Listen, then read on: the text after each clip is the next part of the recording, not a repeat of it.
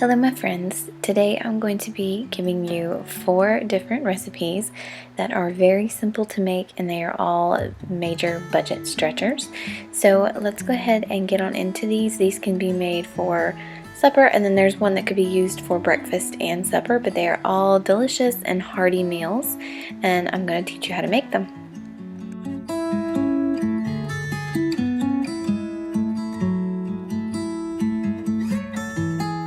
So the first meal is meatless, but you could add sausage to this if you have it. But I was trying to stretch my grocery budget a lot this week. So this is a potato and egg skillet. It's very, very simple to make. It does not take many ingredients. I just used, I think I used about 2 potatoes and diced them up and put them in the pan. And I just did some olive oil and some garlic salt, and you can also do some salt and pepper, but that's really all you need. I feel like the secret to any good recipe is just opening up your spice cabinet and throwing some stuff in. But you're going to cook these potatoes until they brown, kind of like hash brown potatoes.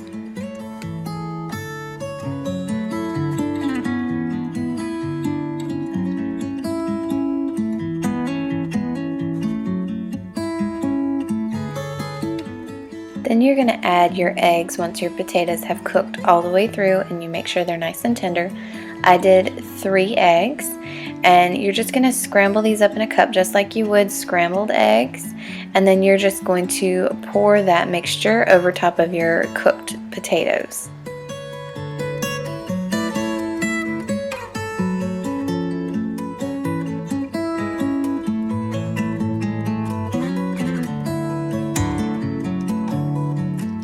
You also want to make sure that you reduce your heat for this part because you definitely don't want your egg to burn, and you have to leave it on the pan for a good little bit in order to make sure that the egg cooks thoroughly all the way through.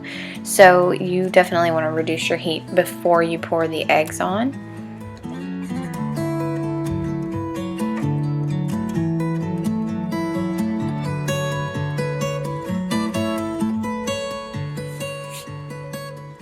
And as with any dish, the one thing that always makes everything 10 times better is some cheese. So I added some shredded cheese to the top of this, and I'm just going to let it cook until all of the egg is cooked thoroughly. Now, if you like a little bit of runny egg, it's probably fine to not let it cook completely thoroughly, but where I'm pregnant, I needed to make sure it was completely cooked, and it's going to be kind of like, I guess, like a giant omelet in a pan.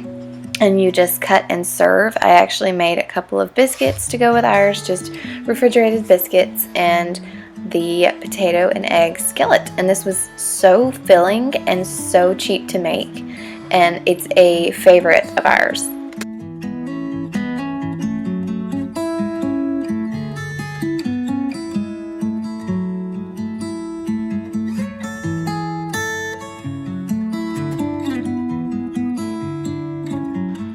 Okay, so the next thing is soup. I have 2 soups in this video for you. Soups are great for your budget because they're very inexpensive and they can last a couple of meals. But I just call this a pantry dump soup because I just used a bunch of canned goods that I had in my pantry. You can definitely use fresh vegetables if you prefer, or frozen. But like I said, this was a pantry dump soup. So I used 2 frozen chicken breasts. I put those in a crock pot. I did 1 can of petite diced tomatoes with the tomato juice, and then 1 can of rotel, a can of mixed vegetables, and then a can of these whole potatoes, which are actually really good. And then I followed the spice cabinet rule again and just threw a bunch of spices into the crock pot and just let this cook all day. And then once the chicken cooked all the way through, I went ahead and shredded that up as well so that the chicken got all throughout the soup. And this was honestly one of the best soups I've ever made. Me and my husband both were so shocked by how good it was for it to have just been something I kind of threw together. And it was very inexpensive for me to make. So it was definitely one that I remade a couple of times, and this soup actually lasted us 2 days. So again, great for your budget and great for fall.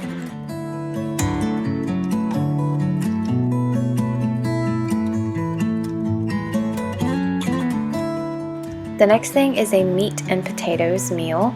I consider myself to be just kind of a simple country cook, and that is what I kind of consider this recipe to be. I bought these really nice small red potatoes at the grocery store. They were actually the cheapest potatoes that they had at the grocery store. I just threw some olive oil and some onion powder, garlic powder, salt and pepper into a dish, and I roasted these in the oven at 400 degrees until they were tender. And these were so good. Like, usually I cook potatoes on a sheet pan, but this was such a nice way of cooking my potatoes that I'll be doing this again for sure.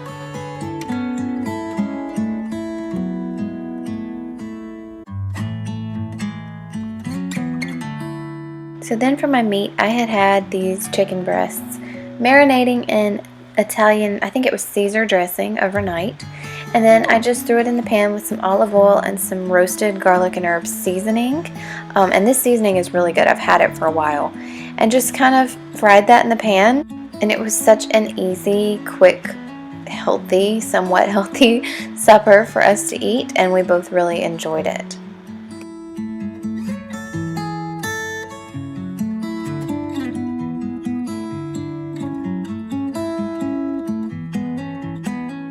Last but not least, we have one of my absolute favorite soups, chicken and wild rice soup. So I started off with 2 frozen, thinly sliced chicken breasts, and I boiled those until they were cooked and then just went ahead and shredded them up. And you leave your water in the pot because it makes chicken broth where it's boiled the chicken. And so once I shredded up my chicken, I just went ahead and added that back to the pot. Once you've done that, leave your pot on medium heat, and you're going to add 1 can of cream of chicken soup. You're going to add 1 can of cream of celery soup.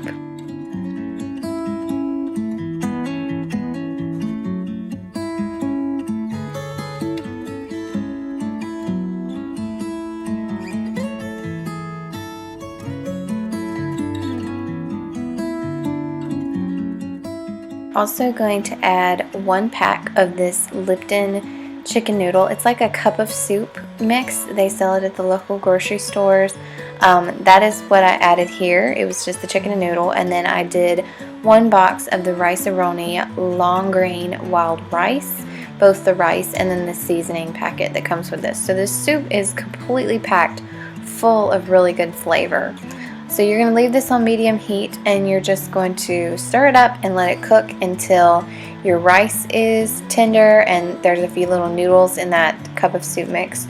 So you just want to make sure that everything is cooked. The soup will thicken, so you'll kind of know when it starts getting done. But this is the best soup. This is my mom's recipe, and she made it a lot growing up, and it is one of my absolute favorites.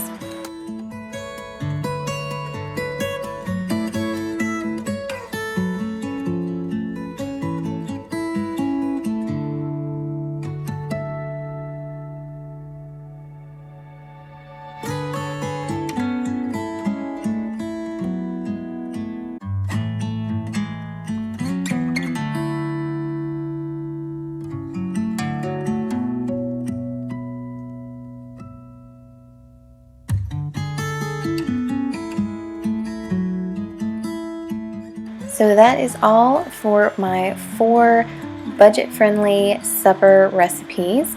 I hope that you guys enjoyed them and got some inspiration for your cooking and meal plan, and I hope that you enjoy all of the recipes. If you have any questions about them, just leave it in the comments down below, and I will see you guys in my next video. Bye.